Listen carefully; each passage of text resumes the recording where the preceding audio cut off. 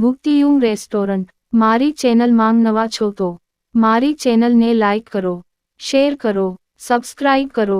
ધન્યવાદ. એક દિવસ બાળકોએ પિકનિક પર જવાની વાત કરી. આ સાંભળીને અંકિતાનો આત્મા કંપી ગયો, કારણ કે તેને એક જૂની ઘટના યાદ આવી ગઈ. અંકિતા 10મા ધોરણમાં ભણતી હતી ત્યારે આ ઘટના બની હતી. એક દિવસ શિક્ષકે પિકનિકનું આયોજન કર્યું હતું. અંકિતા પણ તેના તમામ મિત્રો સાથે જવા માટે તૈયાર થઈ ગઈ. પિકનિક માટે પાવાગઢ જવાનું હતું. આખી શાળા પિકનિક માટે જતી હતી, તેથી લગભગ 30 બસો તમામ બાળકોને લેવા માટે તૈયાર હતી. અંકિતા તેના મિત્રો સાથે પાછળની બસમાં બેઠી. બધા હસતા અને મજા કરતા બસમાં જતા હતા. પછી જંગલથી થોડે દૂર પહોંચ્યા પછી એ જ બસમાંથી જોરદાર અવાજ આવ્યો. આ સમય રાતના લગભગ 1:30 વાગ્યાનો હતો. જ્યારે ડ્રાઈવર કારમાંથી બહાર આવ્યો ત્યારે તેને ખબર પડી કે ટાયર ફાટ્યું છે. ડ્રાઈવરે બધાને કહ્યું કે બસનું ટાયર બદલવામાં 2 કલાક જેટલો સમય લાગશે, તેથી તમે બધા નીચે ઉતરી જાવ. હું તેને બદલી નાખું છું. તમે લોકો નજીકના ઢાબા પર જઈ શકો છો. ત્યાં થોડી ગરમ ચા લો અને હું તરત જ આ ટાયર બદલવાનો પ્રયત્ન કરીશ. ડ્રાઈવરની વાત સાંભળીને બધા બસમાંથી નીચે ઉતર્યા અને પગપાળા નજીકના ઢાબા પર પહોંચ્યા. ત્યાં એક વૃદ્ધ માણસ ચા બનાવી રહ્યો હતો. આટલી મોડી રાત્રે રેસ્ટોરન્ટ ખુલ્લી અને કોઈને ચા બનાવતા જોઈને બધાને નવાઈ લાગી. વૃદ્ધે કહ્યું, તમે બધા ચા પીઓ.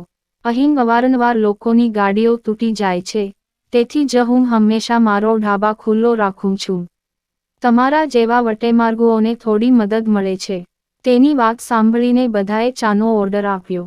થોડી જ વારમાં તેણે બધા માટે ચા તૈયાર કરી અને ટેબલ પર મૂકી. ચા પીતા પીતા અંકિતાની નજર સીધી ઢાબાની છત તરફ ગઈ. ત્યાં અંકિતાએ સફેદ સાડીમાં ખુલ્લા વાળવાળી એક મહિલાને જોઈ. થોડી વાર પછી તે જોર-જોરથી હસવા લાગી. હાસ્યનો અવાજ કોઈ સાંભળી શકતું ન હોવા છતાં અંકિતાએ તેને મોં ખોલીને હસતાં જોયો. આ બધું જોઈને અંકિતાએ ડરથી આંખો નીચી કરી. ધ્રુજતી અંકિતાએ કોઈક રીતે ફરી ચા પીવાનું શરૂ કર્યું. તે જ ક્ષણે જંગલમાંથી કોઈના જોરથી બૂમો પાડવાનો અવાજ આવ્યો. આ અવાજ સાંભળીને ઢાબામાં બેઠેલા તમામ બાળકો અને શિક્ષકો ડરી ગયા. બધાને ડરેલા જોઈને વૃદ્ધે કહ્યું કે હું આવીને જોઈશ કે શું થયું છે. તમે લોકો અહીં બેઠા રહો. આટલું કહી તે અવાજ તરફ આગળ વધ્યો. ત્યારબાદ એક છોકરીને સતત લોહીની ઉલટી થવા લાગી. તેને જોઈને બધાની હાલત ખરાબ થઈ ગઈ. તે જ સમયે એક શિક્ષકે કહ્યું કે તમે બધા આગ પ્રગટાવો અને તેની બાજુમાં બેસો. બધાએ એકસાથે આગ પ્રગટાવી અને વર્તુળમાં બેઠા. શિક્ષકે કડક સ્વરમાં બધાને કહ્યું કે કોઈએ એકલા ક્યાંય જવું નહીં. કોઈ પણ રીતે બધા એટલા ડરી ગયા હતા કે તેમનામાં એકલા ક્યાંય જવાની હિંમત નહોતી. અમે આગ પાસે બેઠા હતા ત્યારે 3 વાગ્યા હતા. પછી ક્યાંક એ વૃદ્ધ માણસ જંગલમાંથી પાછો ફર્યો. તેણે બધાની સામે જોયું અને કહ્યું કે બધાએ તે ચીસો ભૂલી જવી જોઈએ, નહીં તો જીવવું મુશ્કેલ થઈ જશે. આટલું કહી તે ઢાબાની અંદર ગયો. ત્યારબાદ ડ્રાઈવરે પણ ટાયર બદલ્યું અને બસ લઈને ઢાબા પાસે પહોંચી ગયો.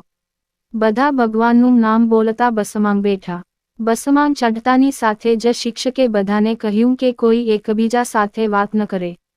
બધા તરત જ સૂઈ જાય છે. બધાએ શિક્ષકની વાત સાંભળી અને બસમાં શાંતિથી સૂઈ ગયા. તે પછી અમે પિકનિક સ્થળ પર પહોંચ્યા અને લગભગ 1 અઠવાડિયા પછી પાછા ફર્યા. પિકનિક પર આવેલા કોઈએ બસમાંના અન્ય બાળકોને તે રાત વિશે કંઈ પણ કહ્યું ન હતું, કારણ કે શિક્ષકે તેને મનાઈ કરી હતી. પરંતુ જેમ જેમ તેઓ પિકનિક પરથી પાછા ફર્યા, બધાએ તેમના મિત્રો અને અન્ય સહપાઠીઓને આ ભૂતિયા ઘટના વિશે જણાવ્યું. આજે પિકનિકનું નામ સાંભળતા જ અંકિતાના મગજમાં આ ભૂતિયા ઢાબાની વાત આવી અને તે પોતાના બાળકોને પિકનિક પર મોકલતા ડરવા લાગી. વાર્તામાંથી બોધ: ભૂતકાળની ઘટનાઓને ભૂલી જાવ તે વધુ સારું છે, નહીં તો તે ઘટના તમને જીવનભર સતાવતી રહે છે. પૂરી વાર્તા સાંભળવા માટે ધન્યવાદ.